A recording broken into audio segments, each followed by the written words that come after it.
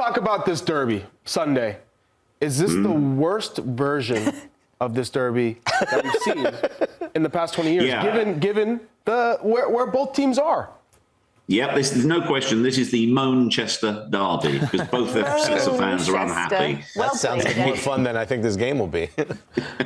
Yeah, it's look, every derby game, fans go into it desperate to get one over their rivals, but also equally nervous because, as we all know, I mean, they'll be hoping it's true this time. Form goes out of the window in a derby game. Boy, oh boy, these two will be hoping that form goes out the window because they're both really, really toiling right now. But you've got to say that more chance than ever for Manchester United against Manchester City. Who do you think has the upper hand right now? I mean, is there even a way to gauge that? Would you say this is more exciting, given that both teams are in peril? This is because of everything that's going on.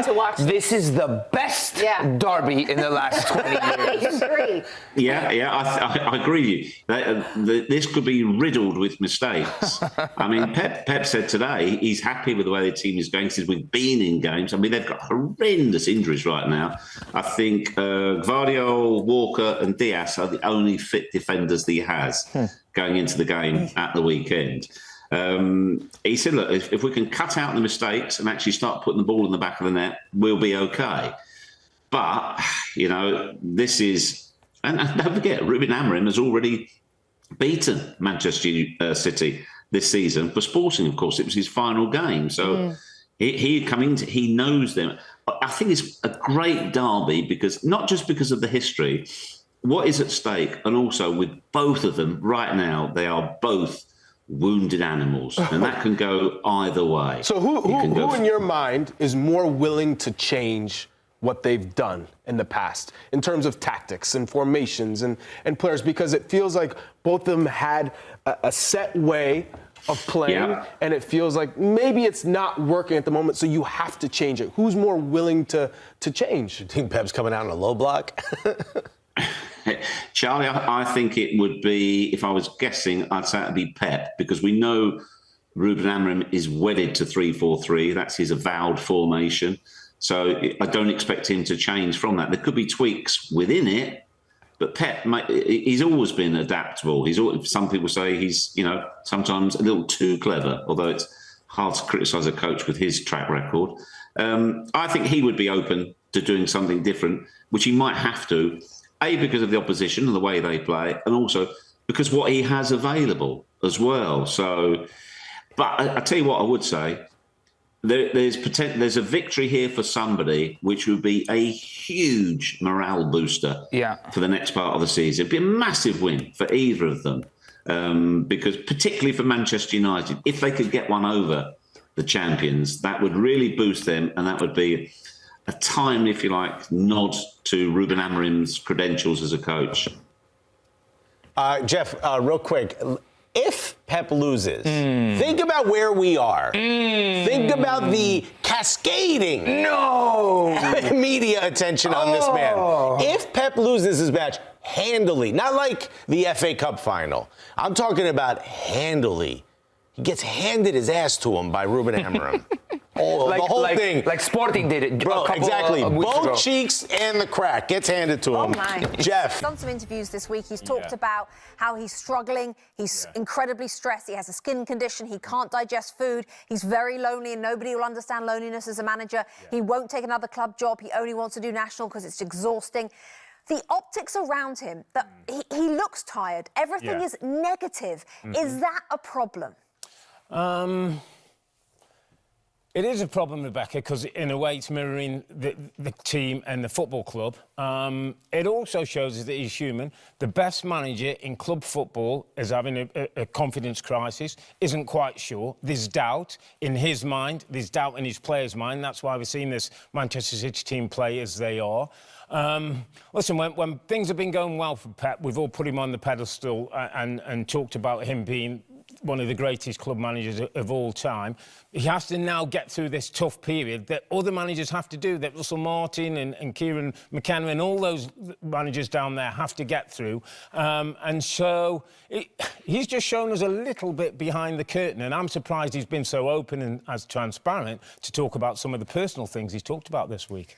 They're at home to Manchester United tomorrow. Who's favourite? Oh, blimey. I kind of fancy Manchester United. And I know that they're still experimenting and things are changing. He's trying different players in different spots. He's going through the whole squad, it seems like, you know, giving people opportunities. And I don't trust them at the back, defensively particularly. But I think Manchester City, they're so out of whack in terms of their team balance right now. Anytime a team goes against them, look like scoring a goal. So I would just favour Manchester United. Just going back on the previous conversation, just wanted to add about, it's reminiscent of Jurgen Klopp, Rebecca, isn't it, at Liverpool, where he kind of just said, I'm at the end. I can't offer the energy that I used to offer. But that was when he said, I'm leaving. Yeah, Pep's I know. just signed a new deal. I know. Well, that's the difference, isn't it? Yeah. Pep, obviously, he's exhausted. Obviously, he's exhausted. Why did he sign a new deal? Well, I think he felt bad about the team not being great. I don't want to leave him. He said it. I don't want to leave him in this situation. I want to stay here. I don't want it to be 1 year because you're going to talk about am I going at the end of that season. I wonder if he's regretting it. Like, sometimes it's OK to walk away when you're exhausted. Like, and he's won everything. It's not like he's walking away. He couldn't do it because the team aren't as where he wants them to be. But don't you think tomorrow is a chance for him and his club to almost start to address some of these issues? That's why I think... But how are they going to do that, then? How are they going to do it? Tomorrow. I just don't know what they're going to do differently. Why do you fancy them?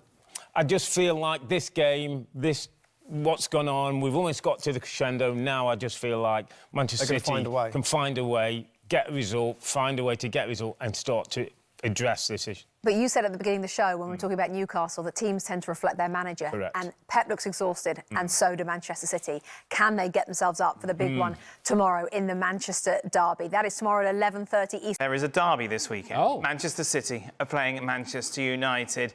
Everyone has gone for a different outcome, with the exception of Stevie and Naden believe it's going to be a draw. Ali thinks that Manchester City are going to win this. I think Manchester United are going to win this. Jan, Frank and Kay are all going for a City win. Meanwhile, where should we start? I'm going to start with you, Ali. Why? Given everything that we've just said, is it suddenly going to click this weekend? Well, I don't think it's suddenly going to click because I think there are two teams on the field and it's really hard. While it is hard to make an argument for Manchester City, it's even harder to make an argument for Manchester United. And, well, I'm sorry. Have you seen Manchester United play? I have seen Manchester United, but I've seen glimpses, glimmers, sparks. You're looking for the same nuances that Natum is looking for. I just think they have found the tourniquet quicker than Manchester City will. Speaking of the tourniquet, I think this is a moment in which we see Manchester City not necessarily turn a corner, but be slightly better than Manchester United. And in order for Manchester City to be slightly better than Manchester United, we've talked about the players, we talked about the manager. I think it's going to be important that we talk about the fans in that stadium. And they're going to be bad. Well, maybe, but that's why I'm calling out the fans and saying, hey, this team, more than ever, this group of players that have given you so much success, so much joy, so much happiness, they need you more than ever. I think the fans show up. I think Manchester City shows up to an extent, and they're slightly better than Manchester United. That's why they win it 2-1. Here is my point on that, Nadim. I spoke to my son, who's a season ticket holder at Manchester City. He's going to the game, and he's going to the game full of trepidation, more so than they have in so many matches against Manchester United in the past. And the problem is, you feel that that trepidation could transfer to the players on the pitch. Possibly, but I think the players have gotten used to the last few weeks in terms of that anxiety that exists. Like, there's no scoreline that City players and like fans probably feel comfortable with now until that final whistle goes. But I think the fact that it's a Manchester derby sort of takes the context of whatever's going on in the season away from it anyway. I think we've seen in the last few seasons that, you know, whatever's going on in the league, whether City are top, United are pushing for top, United mid-table, whatever, kind of like the FA Cup last year, the game's the game itself. I think for both teams as well, what a way to sort of spark this next stage of the season for them, this very important Christmas period. Well, here's the Manchester derby. If you find a way to win this, the belief is enormous. If you've got 40-odd thousand City fans celebrating, that's enormous for City. If you've got the 5,000 United fans singing, that's enormous for them. You know, they can enter the top half of the table, which seems a crazy thing to say. So I wouldn't necessarily think that that anxiety as such is going to make the game harder. I think in some ways, the Man City fans in this derby game will have to feel like an underdog at times because they're going to suffer. I think United, for as weird as it may sound, in this particular moment, are probably in a better position in terms of like what they're building for. Whereas for City, it feels like they're heading in the other direction. But I think as your son is going to be going there with anxiety, I think it's normal to feel that when it's a Manchester derby anyway. But I think a big result for City could be the belief that they need, because we've been talking about confidence. If you beat those rivals and you can reconnect with the fans, you can start looking up the table again, then I think it could change everything for them. Do you really think 2-2, or are you just scared to put United winning, Nathan? To be honest, I'm gonna put this into context now, okay? I think I've said this to you before on the show. Like, this is the only time since I've retired that I've been able to have something in common with City, and it's the fact that we've won 1 game in 10. You know, I did that many times at City, and interestingly, one of them was a derby game. So it was the season 2006-07, and Georgios Samaras, our Greek striker, scored a penalty in January, and then we did not score a goal at home for the rest of the season. And one of those games was a Manchester derby. So a lot of the fans that went to that game, knowing full well that we were not going to win because we were incapable of scoring, you know, they will still arrive at this game and know there's actual belief because they're actually good players on the field this time. So even though you have that doubt and anxiety, they still very much have the ability to win. And maybe it's going to be one of those backs to the wall type things. You're going to be making challenges or whatever. But I think they've got the ability to do whatever it takes to firstly not lose. And the 2-2 is just to keep my United friends happy, because I'm definitely rooting for a City win. Samaras had lovely hair, didn't he? I seem to remember. Stevie, last thought on this?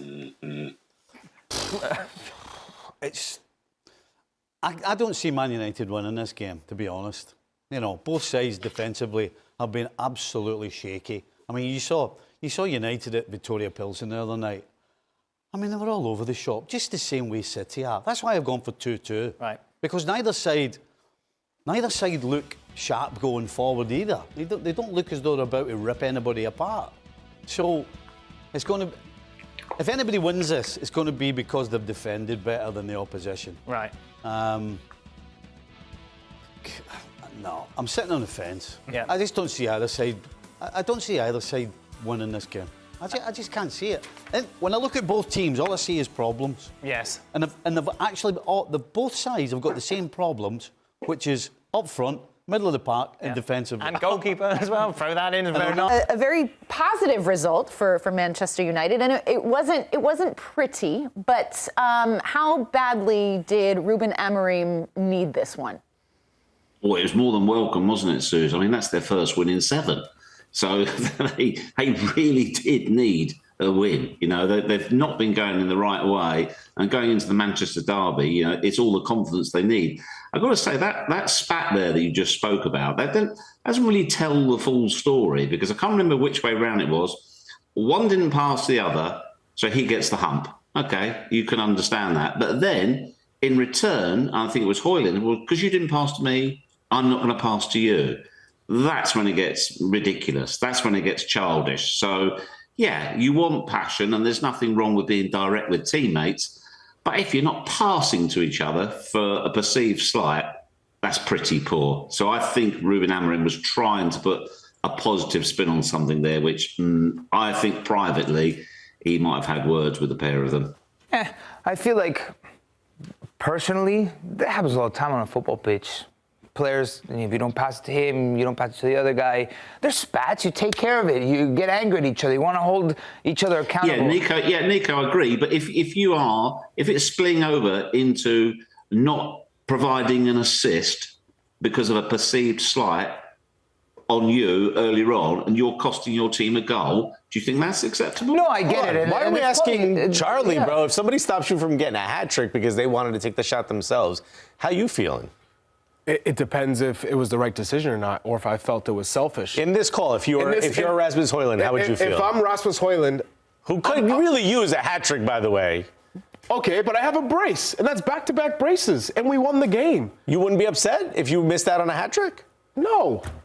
Wow, okay. Charlie Was not expecting that. Also an exceptionally happy and grateful guy. We has a great attitude. Also extremely competitive. You saw him running around because he got a goal scorer, right? Yes, but at the same time, I love it. They're fighting amongst themselves. They've got you lot fighting as well. Fantastic. Yeah, but we had this conversation with Real Madrid when, who was it? Jude, like, threw his hands up, at Vini. Yeah. When you're playing at the highest level, and I've played amateur games with former professionals. The way that Clint looked at me when I messed up a pass and he's calling me out, that's the demand of excellence that I expect when I'm playing with the best and the best. And that was Clint Dempsey. I'm not talking about like elite level Real Madrid, right? So it's like whatever. I've got to say as well, I've got to say,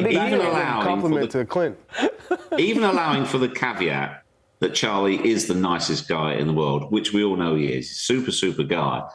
I've never, ever heard a striker say, nah, it doesn't bother me if I scored 2 and I didn't get a hat. Yo, that's crazy. I know strikers, when the team has been beaten 5-1 and everybody's down, they are like, so what? Did my job, scored a goal.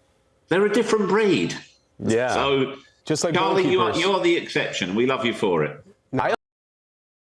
Welcome back, football fans. This Sunday, the eyes of the football world will turn to the Etihad Stadium for one of the most anticipated fixtures of the Premier League season, the Manchester Derby. Manchester City will lock horns with their local rivals, Manchester United, and there's plenty to discuss. Former United striker Michael Owen has shared his prediction ahead of the clash, and has calling it a 1-1 draw. Let's break it all down. Michael Owen, who knows the pressure of this fixture all too well, believes the match is harder to predict than it has been in years. And who can blame him? City, under Pep Guardiola, have been a shadow of their usual selves, winning just one of their last 10 games across all competitions. Yes, you heard that right. 1 win in 10. For a club of their stature, that's a crisis. Guardiola's side has been hit by injuries and a visible dip in confidence. Even their dominance in possession hasn't translated into results.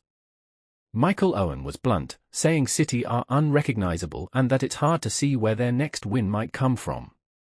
On the other side, Manchester United are under new management. Ruben Amorim has had a mixed start, with 3 wins in his first 6 games, but there's a growing sense of optimism among United fans. Owen himself noted that for the first time in years, United fans aren't dreading a potential 5-0 battering in this derby. That's a big shift in sentiment. Manchester City will be favourites because it's at the Etihad, but honestly, anything could happen. Manchester United are catching City at a vulnerable moment. Owen's prediction? A 1-1 draw. Hes wary of City's lack of control in games, pointing to their recent performance against Crystal Palace as an example. Let's take a look at some stats that back his claim. So, can Ruben Amorim's side capitalise on City's slump? Amorim has injected some new energy into the squad, but United are still a team in transition. The question is, can they deliver a statement performance in this derby? Or will City rediscover their form just in time to remind everyone why they've been dominant under Guardiola? History has shown us that anything can happen in the Manchester Derby. Will this be the game where City bounce back, or can United take advantage of City's woes? Michael Owen might be hedging his bets with a 1-1 prediction, but what's yours? Let us know in the comments below. Don't forget to like, share, and subscribe for more match previews, predictions, and post-match analysis. Tune in on Sunday for what promises to be a thrilling Manchester Derby. See you soon.